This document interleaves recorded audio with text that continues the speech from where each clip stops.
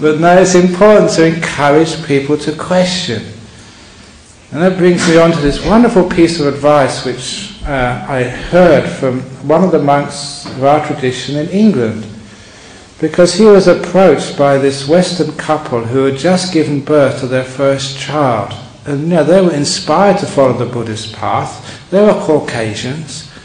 And they came out to this monk and said, look, we just got a child. How should we bring up our child? Should we bring him up as a Buddhist? Or is that indoctrinating our child? Or should we take him to all the different religions and confuse the hell out of him? Or should we do nothing at all? What should we do? And that's just a very good question which we need to ask, because some of you have got your children. You don't want to indoctrinate them. But what you really want to do is to empower them to make wise decisions for themselves. And the answer which this monk gave is just so Buddhist, but clearly so. He said, encourage your children in two things. Number one, to always question. Keep questioning and questioning and questioning and questioning. And when your child questions and you say, no, just believe, don't do that. Encourage their questioning. And number two, encourage them in honesty. Not just like speaking truthfully, but at that honesty of the mind, so you won't accept something if it does not make sense. So keep on questioning and only stop when you can honestly say to yourself, yeah, that fits my experience, that makes sense, okay, I'll accept that for the time being.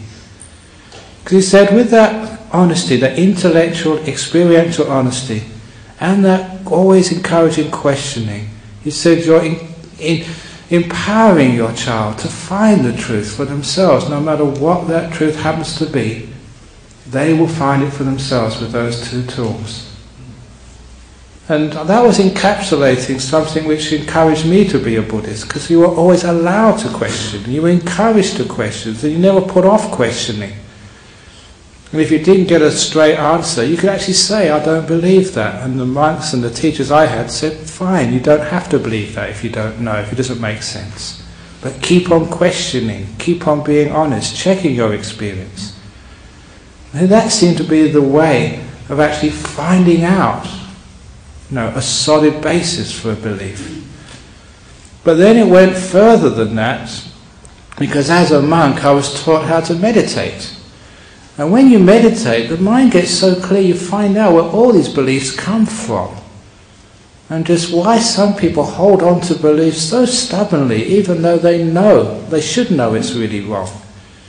And it's that stubbornness, the way we hold on to beliefs, even though they're completely ridiculous, which really always interested me. Because why is it that people believe in some of these stupid things? Apparently there was a program on Scientology a few days ago. Somebody was talking to me about that this morning, and said, how can somebody actually believe in such stuff?